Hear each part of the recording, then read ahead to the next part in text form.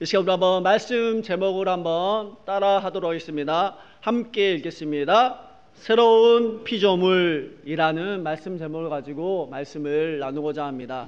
총신대학교에 가면은 이런 문구가 있습니다. 학자가 되기 전에, 목사가 되기 전에 성도가 되라라는 말이 있습니다. 그만큼 중요한 것은 사람답게 살아야 된다는 거죠. 저도 이렇게 신앙생활을 시작하고 이제 목사가 되었을 때 저를 알던 친구들한테 가장 많이 들었던 소리가 사람이 됐다라는 소리를 가장 많이 들었습니다. 웃자고 한 소리는 아닌데요. 그만큼 이렇게 사람처럼 사는 것이 정말 힘들다는 것입니다. 제가 사람처럼 살지 않았다는 것은 아니고 친구들이 이제 목사가 되었다고 하니까 너까지 있게 목사가 될 수 있냐라고 이렇게 쳐다보는 거죠. 그것처럼 우리가 오늘 본문 말씀을 통해서 우리가 깊이 생각해야 될 부분은 우리가 그리스도 안에서 새로운 피조물이 되었기 때문에 상대방이 또는 나를 아는 옛날 사람이 나를 바라보았을 때 나의 그 삶과 그 행실 가운데 사람 됐어, 이런 말을 듣지 않아야 되나라는 생각이 들긴 합니다. 구치소에 갔던 사람들이 이제 행실이 인정받고 이제 외출을 허락받았습니다. 이제 외출을 하기 위해서 이제 목욕도 하고 이발도 하고 새로운 양복을 갈아입고 온몸에 향수를 뿌리고 이제 가족들과 함께 또 친구들과 함께 여행을 즐겼습니다. 그리고 나서 이제 일주일이라는 시간을 함께 밖에서 보내고 다시 이렇게 구치소로 돌아오게 됩니다. 이 구치소에 갇힌 사람에게 정말 필요한 것은 무엇이냐면은 완전한 sak방이라는 것이요. 잠시 자기가 선행을 해서 그걸로 특혜를 받아서 일주일 동안 가족들과 보내고 친구들과 보내는 이것이 아니라 완전한 sak방만이 필요합니다. 우리 모두도 마찬가지입니다. 한두 가지를 고쳤다든지 남보다 약간 선한 일을 하면서 산다든지 남보다 선한 마음씨를 가지고 산다는 것은 새로운 사람이 아닙니다. 그것은 보다 나은 사람, 보다 좋은 사람입니다. 새로운 피조물은 아니라는 것입니다. 고린도후서 5장 17절은 이렇게 말씀합니다. 우리 한번 같이 읽도록 하겠습니다. 그런즉 누구든지 그리스도 안에 있으면 새로운 피조물이라. 이전 것은 지나갔으니 보라 새 것이 되었도다. 아멘. 그리스도 안에서 새롭게 태어나야지 새로운 피조물이 될 수 있다라고 이야기하고 있습니다. 사도 바울도 어떻게 보면은 굉장히 박식한 사람이었지만 그의 삶은 예수님을 믿기 전과 믿고 난 후에가 너무도 다른 사람입니다. 그래서 고린도후서 5장 16절에는 이렇게 이야기를 하고 있습니다. 우리 한번 같이 읽겠습니다. 그러므로 우리가 이제부터는 아무도 육체대로 알지 아니하노라. 비록 우리가 그리스도도 육체대로 알았으나 이제부터는 이같이 알지 아니하노라. 아멘. 한때 바울은 예수님을 육체대로 세상의 관점으로 바라볼 때가 참 많이 있었습니다. 헬라어로 육체를 따라라는 것은 문자적으로 인간적인 기준으로 바라볼 때가 참 많이 있었습니다. 바울은 학식이 높은 유대인으로서 메시아를 대망했습니다. 늘 메시아를 기다리고 있었어요. 네, 율법 선생들과 명망 높은 가말리 문화에서 배우고 훈련받았지만 그 배움의 진리로 말미암고는 하나님 앞에 갈 수 없음을 알게 됩니다. 그래서 빌립보서 3장 8절에는 이렇게 이야기합니다. 또한 모든 것을 해로 여김은 내 주 그리스도 예수를 아는 지식이 가장 고상하기 때문이라. 내가 그를 위하여 모든 것을 잃어버리고 배설물로 여김은 그리스도를 얻고라고 말하고 있습니다. 그가 다메섹으로 가던 중에 부활하신 예수님을 하나님의 현령 가운데 만나고 나서 그의 근본적인 사고가 변화되면서 그가 그동안 그토록 추구했던 것을 배설물로 여기는 것을 보게 됩니다. 왜냐하면 세상의 지혜로는 세상을 구원하신 구주를 만날 수 없기 때문입니다. 또한 새로운 피조물이 될 수 없기 때문입니다. 우리가 보다 좋은 사람, 보다 착한 사람은 될 수 있으나 예수님을 만나지 않고로서는 우리가 새로운 피조물이 될 수 없다는 것입니다.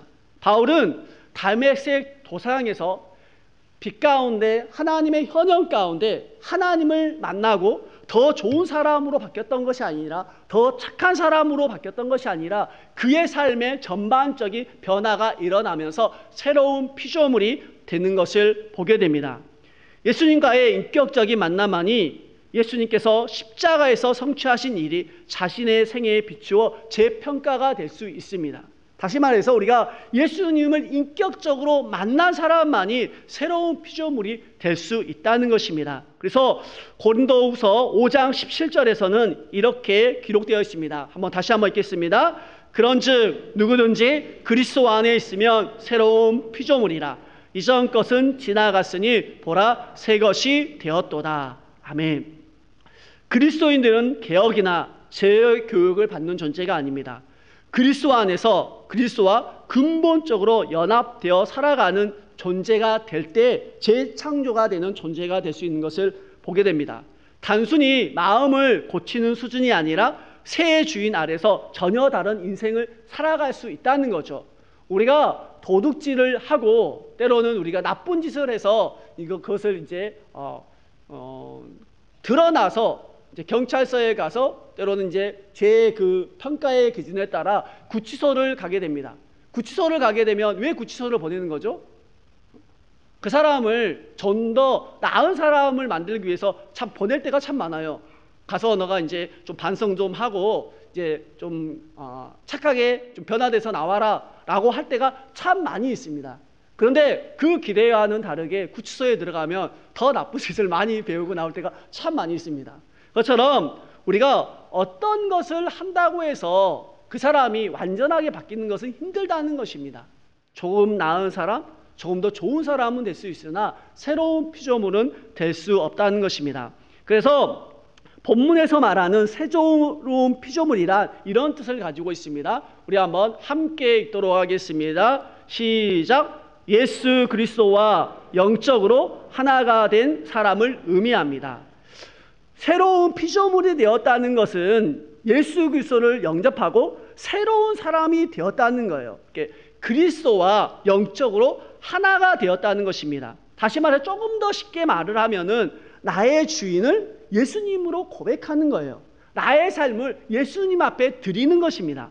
이것이 새로운 피조물이 되었다는 것입니다. 고린도 교회는 최초로 바울이 회당 전도를 통하여 설립된 교회입니다. 사도행전 18장 1절부터 11절에 기록되어 있는데, 그리고 고린도 교회에서 1년 반 사역한 후 바울은 고린도를 떠나 있었지만 늘 고린도 교회와 계속 밀접한 관계를 가지고 있었습니다. 하지만 바울이 떠난 2년 3년 후에 바울은 매우 걱정스러운 소식을 듣게 돼요. 무엇이냐면 갈등과 당파와 싸움과 분열과 성적 타락과 이용과 소송. 고린도 교회를 보면은 바울이 1년 반 사역을 하면서 세운 교회예요. 회당을 통해서. 그런데 그 교회가 아주 이런 심각한 위험에 처한 소식을 듣게 됩니다.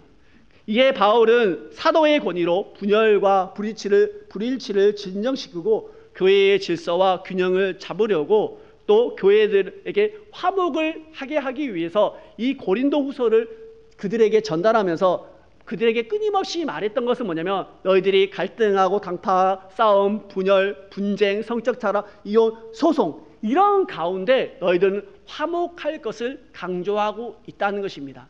다시 말해서 사도 바울이 고린도 후서를 쓰면서 끊임없이 말하는 것은 새로운 피조물이 된 그리스도인들은 싸우는 존재가 아니라는 것입니다.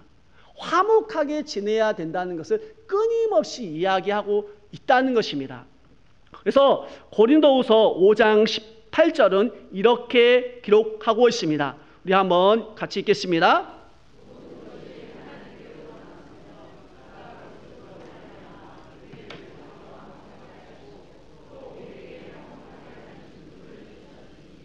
아멘. 그가 그리스도로 말미암아 우리를 자기와 화목하게 하신 것처럼 하나님께서도 우리에게 화목해야 하는 직분을 주셨다는 거예요. 새로운 피조물이 되는 사람은 어디를 가든지, 좀 영어를 써서 죄송합니다, 트러블 메이커가 아니라 피스 메이커가 돼야 된다는 거예요.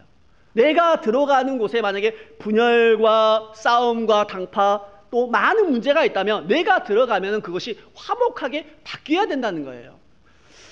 그리스도를 의지할 때 더 이상 하나님과 원수가 되지 않습니다. 우리를 대신하여 십자가에서 죽으신 자기 희생을 통해 우리를 하나님께서 자기의 가족 일원 삼아 주셨기 때문입니다. 또한 하나님과 화목하게 되었기 때문에 하나님이 값없이 주신 선물을 받아들이고 화목하게 되도록 우리에게 권리도 주셨습니다.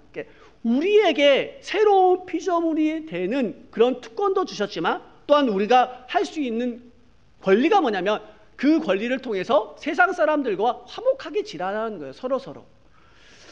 예수님께서는 우리를 하나님과 화목하기 위해 자기의 생명을 포기하셨기에 우리가 하나님과 화목하게 되었습니다. 또한 우리에게도 화목해야 하는 직분을 주셨는데 화목하게 하기 위해 남을 위해서 자신의 생명을 포기하기까지 화목의 직분을 감당하라는 것입니다. 우리가 화목의 직분을 감당하면서 가장 우리가 심각하게 생각해야 될 것은 자기를 죽여야 된다는 거예요. 바울은 이 화목하는 직분을 감당하기 위해서 아까 말씀드렸지만 사도행전 20장 24절에는 이렇게 기록되어 있습니다. 같이 읽겠습니다. 내가 달려갈 길과 주 예수께 받은 사명 곧 하나님의 은혜의 복음을 증가하는 일을 마치려 하매는 나의 생명조차 조금도 귀한 것으로 여기지 아니하노라. 아멘. 화목의 직분을 감당하고 복음의 직분을 감당하기 위해서 사도 바울은 자기네 생명도 조금도 귀히 여기지 않고 달려갔다는 것을 보게 됩니다. 이만큼 화목의 직분을 감당하는 것이 힘들다는 것입니다. 유대인들뿐만 아니라 이방인들에게도 복음을 전합니다. 사도 바울은. 그래서 이 사도 바울은 고린도 후서에서 세 가지 화목에 대해서 이야기를 해요. 이 세 가지 화목에 대해서 이야기하면서 그리스도 안에 있으면 새로운 피조물이 된 우리가 어떻게 화목의 직분을 감당해야 되는지를 세 가지를 통해서 이야기하고 있습니다. 우리 한번 첫 번째 한번 같이 읽도록 하겠습니다. 사도 바울과 고린도 교회의 화목을 위해 자신의 사도권을 말한다. 아멘. 첫 번째로는 사도 바울과 고린도 교회가 처음에는 사도 바울이 세운 교회였기 때문에 엄청 화목했습니다. 그런데 이제 사도 바울이 2, 3년이 지나서 아까 그 많은 문제들을 접하게 돼요. 그런데 사도 바울이 그 문제를 해결하기 위해 고린도로 가게 됩니다. 가게 됐는데 놀라운 사실이 일어나요. 그 고린도 교회를 사도 바울이 세웠는데 그 세운 사람들이 사도 바울을 밀어내요. 배척하고 너가 뭐냐 이렇게 얘기한단 말이에요. 이런 가정 가운데 사도 바울이 자신의 사도권을 주장하면서 화목에 대해서 이야기를 하고 있는 것을 보게 됩니다. 고린도 교회는 최초 바울이 회당 전도를 통해서 설립되었습니다. 그리고 고린도 교회에서 1년 반 사역한 후 바울은 고린도를 떠나 있었지만 늘 그 고린도 교회와 지속적으로 관계를 맺고 있었어요. 고린도 전서 1장 12절에 보면은 고린도 교회에 네 가지 그룹이 바울이 떠났을 때 생기게 됩니다. 첫 번째는 바울파, 그 다음에 아볼로파, 게바파, 그리스도파가 생겨나게 돼요. 그러면서 고린도 교회가 문제가 발생했을 때 이 문제를 해결하기 위해서 사도 바울이 그쪽으로 가게 된단 말이에요. 가게 되는데 사도 바울의 그 사도권을 인정해 주지 않는 거예요. 이 네 개의 분파가 생기면서 너가 뭔데 우리한테 이런 말을 하니? 라고 얘기를 하는 거죠. 이랬을 때 사도 바울이 고린도후서 10장 18절에 이렇게 이야기합니다. 한번 같이 읽겠습니다. 주께서 주신 권세는 너희를 무너뜨리려고 하신 것이 아니요 세우려고 하신 것이니 내가 이에 대신하여 지나치게 자랑하여도 부끄럽지 아니하리라. 아멘. 사도 바울과 고린도 교회가 어떻게 보면 사도 바울이 세웠기 때문에 화목해야 됩니다. 그렇지만 사도 바울이 떠난 사이에 4개의 분파가 생기면서 사도 바울이 그 문제를 해결하러 왔을 때 사도 바울과 그 고린도 교회가 화목하지 못하는 것을 보게 돼요. 이때 사도 바울이 자신의 사도권을 주장합니다. 주장하면서 화목하라라고 얘기를 하고 있는 것을 보게 돼요. 고린도후서에서는 바울 자신이 사도권을 주장하는 것은 화가 나서 한가하는 것이 아니에요. 왜 내가 세웠는데 내 사도권을 인정해 주지 않나? 이렇게 말하는 것이 아니에요. 여기서 말하는 것은 무슨 뜻이냐면 주님께서 주신 권세로 교회를 세우고 화목하게 하기 위해서 자신의 사도권을 주장하는 거예요. 다시 말해서 이거죠. 교회가 지금 분란이 일어났어요. 분란이 일어나고 어려운 상황이에요. 이랬을 때 교회의 그 높은 위치에 있는 그 사람들이 이것을 잡아주는 것과 같은 거예요. 그러니까 사도 바울이 자신의 사도권을 주장하는 것은 내가 이 교회를 세웠기 때문에 너희들 나 따라와, 이런 것이 아니에요. 나 좀 인정해줘, 이런 뜻이 아니라 이 사도권을 주장하면서 그가 말하고자 하는 것은 화목해야 된다, 너와 나가 화목해야 되고 모든 사람은 화목해야 된다라고 말하면서 이 사도권을 주장하는 것을 보게 됩니다. 바울은 자신이 1년 반 동안 자신의 생명을 다해 세웠던 고린도 교회가 자신의 사도권을 인정해 주지 않았을 때 자신과 화목하기를 거절한 고린도 교회를 외면하지 않았어요. 하지만 고린도후서를 통해서 고린도 교회와 끝까지 보면은 화목을 청하는 것을 보게 됩니다. 이 고린도후서가 언제 쓰여지게 되냐면은 사도 바울이 고린도 교회에 가서 그 문제를 해결하려고 했을 때 해결이 안 돼요. 거기서 쫓겨난단 말이에요. 쫓겨나서 그 고린도후서를 써서 이 고린도 교회에 보냈을 때 이 고린도후서를 읽고 이들이 하나가 되어지는 것을 보게 됩니다. 그래서 다시 말해서 이런 거죠. 우리가 간단히 말하면 새로운 피조물이라는 것은 뭐냐면 이런 거예요. 우리 또한 화목해야 하는 직분을 주셨는데 때로는 자기의 생명을 가지고 복음을 위해 세웠던 사람들이 있잖아요. 우리가 때로는 내가 전도한 사람, 또 내가 이 사람은 나를 인정해 줘야 돼, 이런 마음이 드는 사람들이 있잖아요.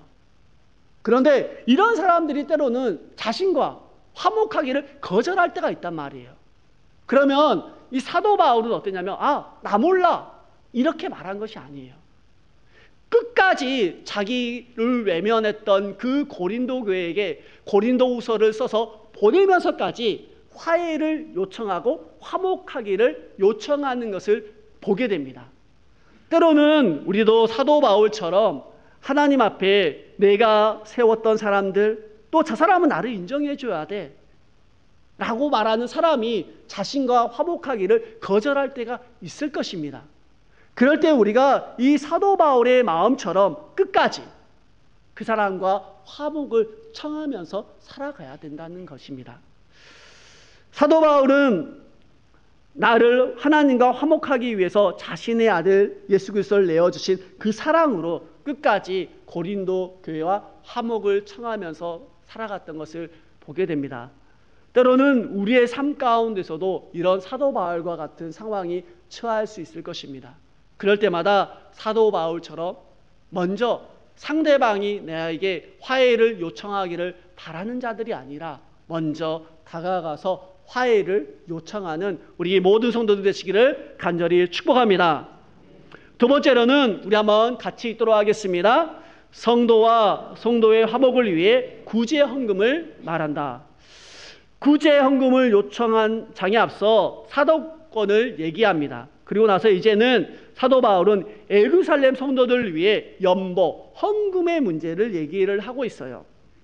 당시 예루살렘 교회는 빈민층이 많았을 뿐만 아니라 심한 기근으로 말미암아 아주 힘든 상황이었습니다. 그리고 유대 그리스도에 대한 강도 높은 박해와 또 초기 그리스도인들은 투옥이나 감옥이라는 운명을 피하기 어려운 상황이 이 예루살렘의 상황이었어요. 그러한 박해로 인해 자연히 그리스도인들이 생업이 중단되고 아주 피폐한 상황이 지금 예루살렘 가운데 펼쳐지고 있었습니다. 그러므로 사도 바울은 예루살렘 교회가 모든 이방인의 교회의 모교회 같은 교회잖아요. 그래서 이 모교회를 돕기를 바라면서 구제연금을 얘기를 하고 있어요. 바울은 고린도 교회에게 후하게 헌금하기를 원했지만 많은 것을 헌금하기를 원했어요. 하지만 그들에게 딸린 사람들을 생각하면서 자기에게 충분한 균형 있게 헌금을 하라라고 얘기하고 있는 것을 보게 됩니다. 우리 한번 고린도후서 8장 14절을 한번 읽도록 하겠습니다.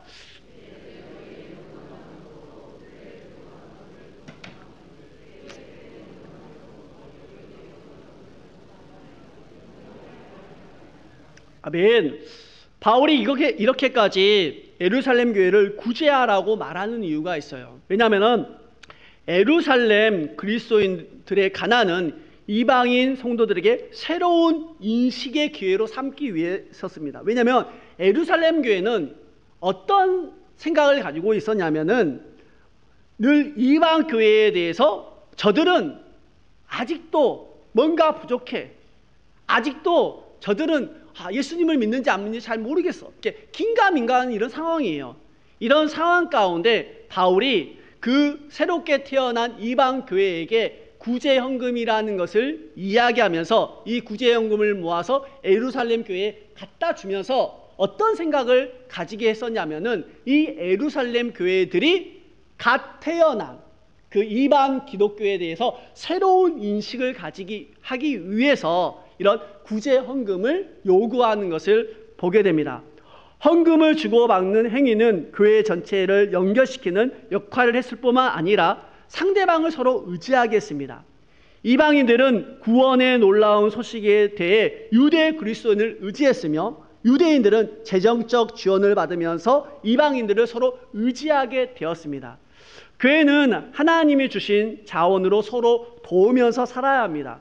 부유한 사람이 있다면 상대방의 필요를 채워주고 상대방의 삶이 만약에 좀 힘든 상황이라면 그것을 때로는 덜어줄 수 있는 사람이 되어야 합니다. 또 서로 상호 의존하면서 서로를 세워주는 사람이 되어야 합니다. 근본적으로 그리스도인들이 그리스도께 의존할 수 있게 하기 위해서 서로 힘들 때 도와주라는 것입니다. 그래서 성도와 성도가 교회와 교회를 서로 도우면서 화목해야 되는 이유는 다시 말해서 예루살렘 교회와 갓 태어난 이방 교회가 서로 도우면서 화목해야 되는 이유는 무엇이냐면 그리스도를 더욱더 의존하게 하고 그리스도를 주인 삼도록 하는 역할을 하기 때문입니다. 그래서 때로는 우리가 신앙생활을 하면서 새로운 피조물이 되어서 화목하게 지내기 위해서는 때로는 힘든 사람을 돌아보면서 화목하게 지내야 된다는 것입니다. 때로는 우리가 힘들고 어려운 사람을 도와줌으로써 이런 화목의 직분을 감당하라라고 이야기하고 있는 것을 보게 됩니다. 마지막으로 우리 한번 세 번째 한번 같이 읽도록 하겠습니다. 같이 읽겠습니다. 하나님과 성도의 화목을 위해 사신이 되라고 명령합니다. 고린도후서 5장 20절에는 이렇게 기록되어 있습니다. 우리 한번 같이 읽도록 하겠습니다. 그러므로 우리가 그리스도를 대신하여 사신이 되어 하나님이 우리를 통해 너희를 권면하시는 것 같이 그리스도를 대신하여 간청하노니 너희는 하나님과 화목하라. 아멘. 사신, 대사는 다른 국가에 파견한 한 나라의 공식적인 대표를 말합니다. 1세기 사신은 왕의 칙서를 가지고 다른 나라로 갔던 나이가 지극한 고위 관리였습니다. 칙서의 내용은 단순한 축하 인사일 수도 있고 공식적인 상의를 표명하는 것일 수도 있습니다. 바울은 자신과 자신의 동역자들에게 세상에 파견된 그리스도를 대표한 그리스도의 사신, 하나님의 대변인이라고 이야기하고 있는 것을 보게 됩니다. 그가 선언하는 메시지는 사실상 하나님의 권면이었으며 하나님의 권위를 가지고 있는 것과 같습니다. 바울은 특히 유능한 연설가나 합당한 지식을 가지고 있었기 때문에 이 권위를 가지고 있었던 것이 아니라 하나님이 그에게 그 권리를 주셨기 때문에 바울이 하나님의 그 권위를 가지고 하나님의 사신의 역할을 감당할 수 있었던 것을 보게 됩니다. 우리 또한 하나님의 대사로서 그리스도를 대신하여 하나님과 화목하게 하는 직분을 주셨습니다. 이 권위는 누가 주신 거냐면 우리가 새로운 피조물이 되었을 때 화목해야 하는 그 권위를 누가 주셨냐면 하나님이 주신 권위입니다. 그 권위를 가지고 하나님과 성도 간에 화목하게 하는 직분을 감당하는 우리 모든 성도들 되셨으면 좋겠습니다. 다시 말해서 우리가 새로운 피조물이 되었다는 것은 무엇이냐면은 믿지 않는 사람들과 하나님을 연결시켜 주는 이런 화목의 존재가 되어야 된다라고 말하고 있는 것입니다. 그러기 위해서 우리가 새로운 피조물이 되어야 한다는 것입니다. 세상의 사람들은 우리가 전도한다고 해서 오지 않습니다. 잘. 우리가 어떠한 새로운 피조물의 그 삶을 살아가는 그 모습 가운데 정말 그리스도인 새로운 피조물이 된 그리스도의 모습은 뭔가 달라라는 이런 것을 느낄 때 그 모습을 통해서 그들이 하나님과 화목하게 되는 길이 열려지는 것입니다. 사랑하는 우리 성도들도 하나님과 성도들을 화목하게 하기 위해서 나는 하나님의 사신, 하나님의 대변인이라는 것을 기억하셨으면 좋겠습니다. 우리가 새로운 피조물이 되었다는 것은 하나님과 믿지 않는 사람들을 화목해 하는 직분, 특권도 주셨다는 것을 기억하면서 사랑하는 우리 성도들은 하나님의 사신으로서, 하나님의 대변인으로서 믿지 않는 사람들과 하나님을 연결시켜주고 화목해 하는 직분을 잘 감당하는 성도들 되시기를 간절히 소원합니다. 고린도후서는 끊임없이 말하고 있습니다. 화목을 강조합니다. 사도 바울과 고린도 교회, 성도와 성도, 하나님과 성도의 화목을 이야기합니다. 고린도후서 5장 18절 우리 다시 한번 확신을 가지고 한번 읽었으면 좋겠습니다. 함께 읽겠습니다. 모든 것이 하나님으로부터 났으며 그가 그리스도로 말미암아 우리를 자기와 화목해 하시는 또한 우리에게 화목해 하는 직분을 주셨으니 아멘. 우리에게 화목해 하는 직분을 주셨습니다. 우리에게 직분을 감당함에 있어 가장 중요한 것을 말하면서 우리가 말씀을 마치고자 합니다. 우리가 화목의 직분을 감당하기 위해서 새로운 피조물이 되기 위해서 고린도후서 5장 17절에는 정확하게 이렇게 기록되어 있습니다. 우리 한번 함께 읽겠습니다. 그런즉 누구든지 그리스도 안에 있으면 새로운 피조물이라 이전 것은 지나갔으니 보라 새 것이 되었도다. 아멘. 우리가 새로운 피조물이 되기 위해서 우리에게 필요한 것은 그리스도 안에 있어야 한다는 것입니다. 그리스도 안에 있을 때 새로운 피조물이 되고 화목해 하는 직분을 감당할 수 있다라고 말하는 것을 보게 됩니다. 그리스도 안에서 새롭게 태어나야 합니다. 그래야 새로운 피조물이 되어 화목해 하는 직분을 감당할 수 있는 것입니다. 누구든지 그리스도 안에 있어야만 새로운 피조물이 되는 것입니다. 바로 이것이 기독교가 도덕적 종교와 윤리적 종교와 다른 점입니다. 완전히 이전의 나와 이전의 생활은 지나가고 새로운 나가 되고 새로운 생활이 되어야 새로운 피조물입니다. 그러므로 이러한 삶을 살기 위하여 우리가 늘 그리스도 안에 있어야 한다는 것입니다. 그래서 사도 바울은 그리스도 안에서 살아가면서 고린도후서 5장 13절과 14절에는 그의 삶을 이렇게 고백하는 것을 보게 됩니다. 한번 같이 읽겠습니다. 우리가 만일 미쳤어도 하나님을 위한 것이요 정신이 온전하여도 너희를 위한 것이니 그리스도의 사랑이 우리를 강권하시는도다. 우리가 생각하건대 한 사람이 모든 사람을 대신하여 죽었은즉 모든 사람이 죽은 것이라. 아멘.